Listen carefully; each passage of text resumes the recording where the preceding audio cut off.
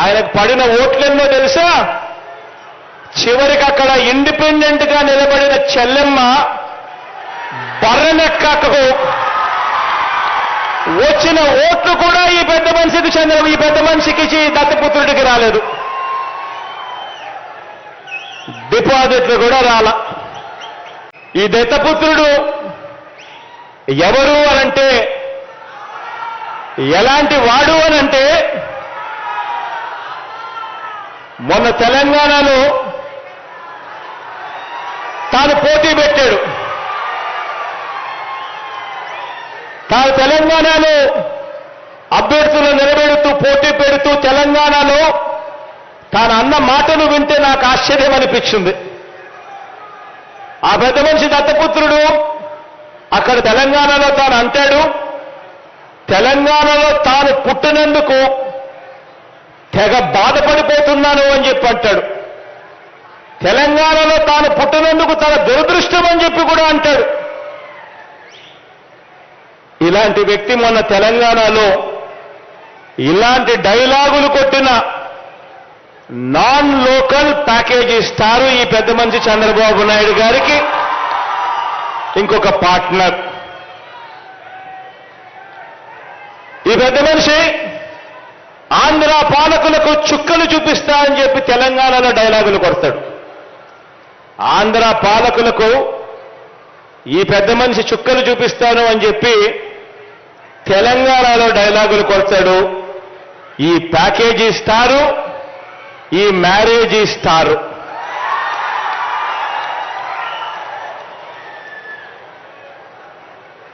ఈ పెద్ద మనిషి పరిస్థితి, ఈ దత్తపుత్రుడి పరిస్థితి అక్కడ ఎలా ఉంది అంటే, ఆ తెలంగాణలో పోటీ పెట్టి ఇన్నిన్ని డైలాగులు ఆంధ్ర రాష్ట్రానికి వ్యతిరేకంగా కొట్టిన ఇన్నిన్ని డైలాగులకు ఆయనకు పడిన ఓట్లెన్నో తెలుసా? చివరికి అక్కడ ఇండిపెండెంట్ గా నిలబడిన చెల్లెమ్మ బర్రెనెక్కకు వచ్చిన ఓట్లు కూడా ఈ పెద్ద మనిషికి దత్తపుత్రుడికి రాలేదు.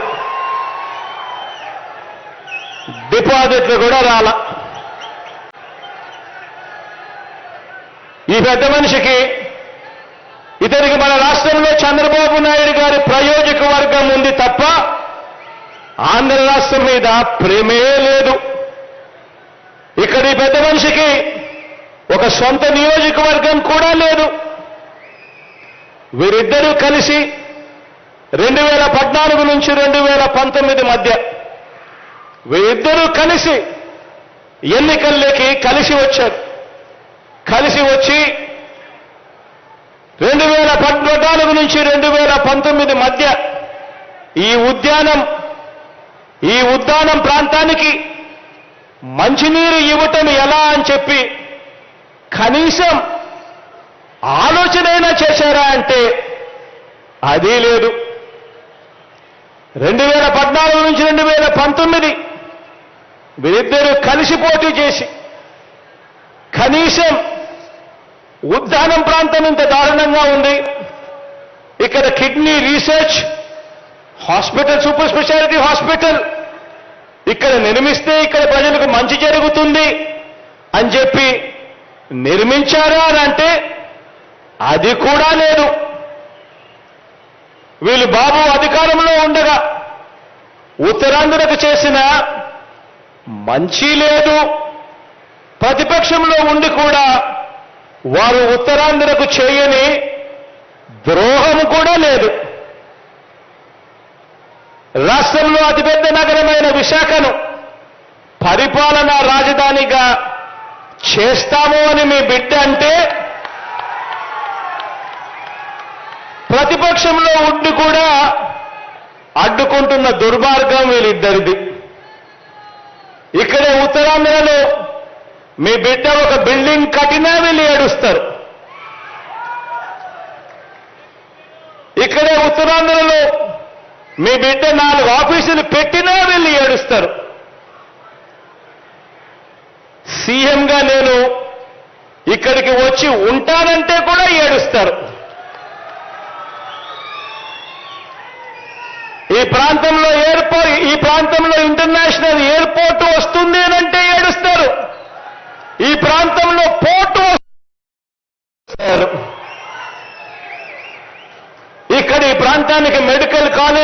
రీసెర్చ్ సెంటర్లు మనం ఏర్పాటు చేస్తున్నాము అని అంటే కూడా ఏడుస్తారు.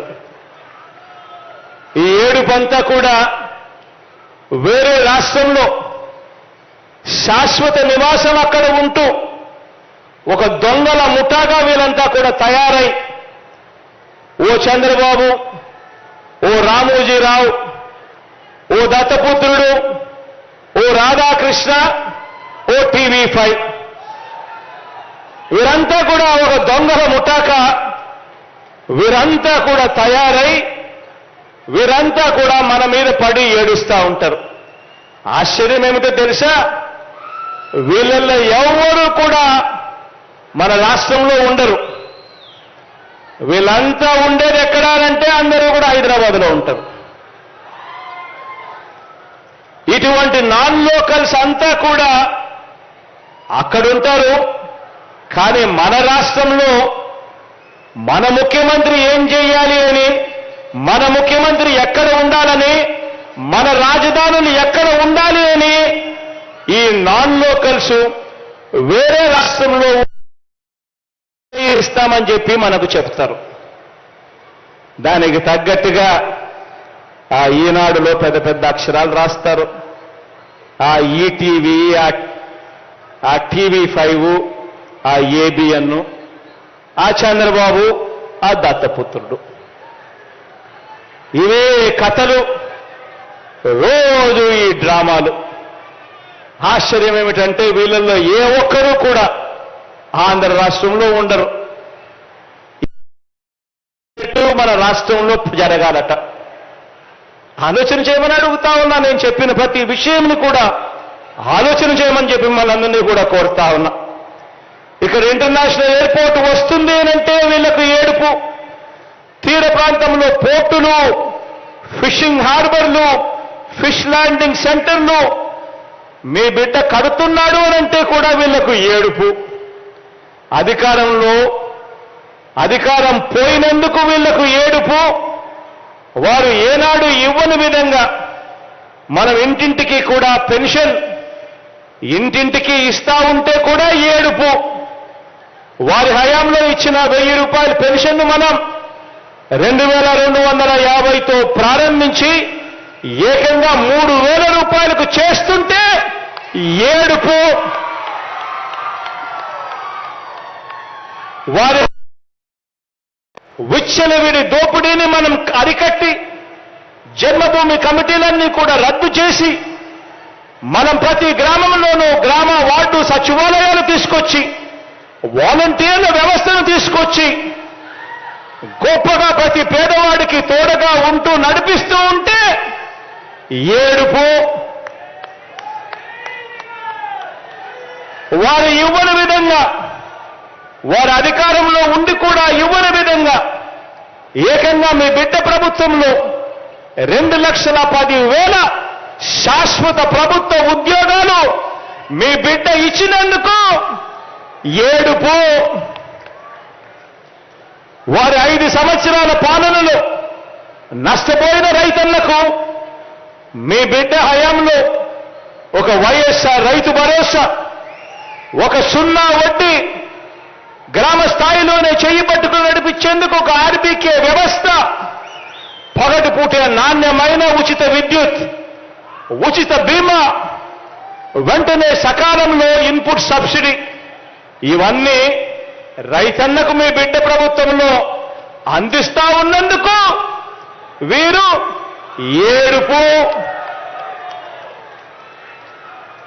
అక్క చెల్లెమ్మల్ని, పొదుపు సంఘాల్ని, అక్క చెల్లెమ్మల్ని, పొదుపు సంఘాల ఉద్యమాన్ని నిలువులా ముంచేసిన ఈ బాబుకు, ఆ అక్క చెల్లెమ్మలకు మీ బిడ్డ తోడుగా ఉంటూ ఒక వైఎస్ఆర్ ఆసరా, ఒక వైఎస్ఆర్ 0 వడ్డీ, ఒక వైఎస్ఆర్ చేయూత, ఒక జగనన్న అమ్మ ఒడి, ఇవన్నీ కూడా పార్టీలు సైతం చూడకుండా, మీ బిడ్డకు గతంలో వాళ్ళు ఓటు వేశారా లేదా అన్నది కూడా చూడకుండా ప్రతి అక్క చెల్లెమ్మకు కూడా మంచి జరగాలి అని తపన తాపత్రయంతో మీ బిడ్డలు అడుగు వేస్తూ ఆ అక్క చెల్లెమ్మలకు అండగా నిలబడుతూ ఉంటే ఏడుపు.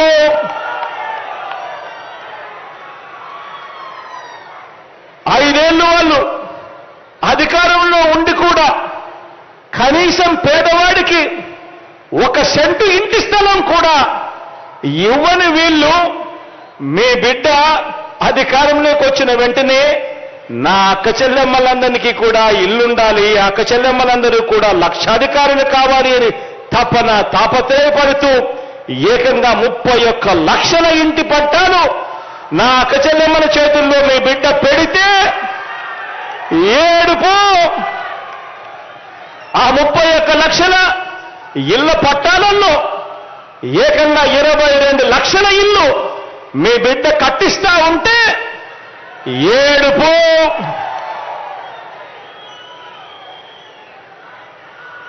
పేద పిల్లల బతుకులు, పేదవాడి బతుకు మారాలి, వారి కుటుంబాల బతుకులు మారాలి. ఆ పేద పిల్లలు వెళుతా ఉన్న గవర్నమెంట్ బడులలో ఇంగ్లీష్ మీడియం చదువులు మీ బిడ్డ తీసుకొస్తే ఏడుపు. గోరుముద్ద, నాడు నేడు కార్యక్రమాలు గవర్నమెంట్ బడులలో మీ బిడ్డ పెడితే ఏడుపు. 6వ తరగతి పిల్లలకు 6వ తరగతి నుంచి ప్రతి క్లాస్ రూమ్లోనూ డిజిటైజ్ చేస్తూ ఐఎఫ్పి ప్యానల్స్ తో క్లాస్ రూమ్స్ అన్ని కూడా రూపురేఖలు మారుస్తే ఏడుపు. 8వ తరగతి పిల్లలకు 8వ తరగతికి వచ్చేసరికి వాళ్ళకు మీ బిడ్డ ట్యాబ్స్ ఇస్తే కూడా ఏడుపు. ఏకంగా 35 లక్షల ఎకరాలు 35 లక్షల ఎకరాలు హక్కు లేని ఆ భూములకు, అసైన్డ్ భూముల మీద ఆ పేదవాడికి సర్వ హక్కులు మీ బిడ్డ కల్పిస్తే ఏడుపు. 10% వాగ్దానాలు కూడా వాళ్ళు 2014 నుంచి 2019 మధ్య వాళ్ళ అధికారంలో ఉన్నారు. ఎన్నికల ప్రణాళిక మేనిఫెస్టో ఇచ్చారు. ఎన్నికల ప్రణాళిక మేనిఫెస్టోలో కనీసం 10% కూడా హామీలు అమలు చేయని వీరు మీ బిడ్డ ఎన్నికల ప్రణాళిక,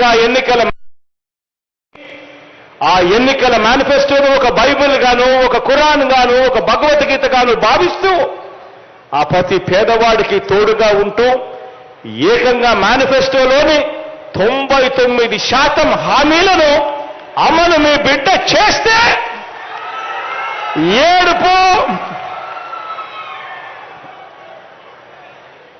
దోచుకోవడము, దోచుకున్నది పంచుకోవడము, పంచుకోవడము తినుకోవడము మాత్రమే తెలిసిన ఈ చంద్రబాబుకు బటన్ను ఎలా నొక్కాలో తెలియని ఈ చంద్రబాబుకు మీ బిడ్డ హయాంలో ఏకంగా 2,40,000 కోట్ల రూపాయలు, 2,40,000 కోట్ల రూపాయలు మీ బిడ్డ హయాంలో నేరుగా మీ బిడ్డ బటన్ నొక్కుతున్నాడు.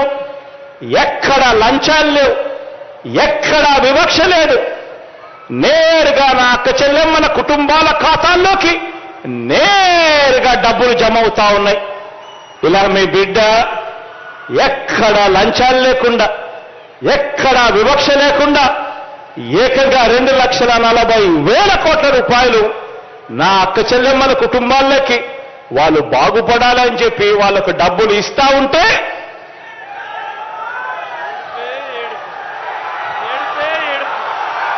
ఏడుపే ఏడుపు.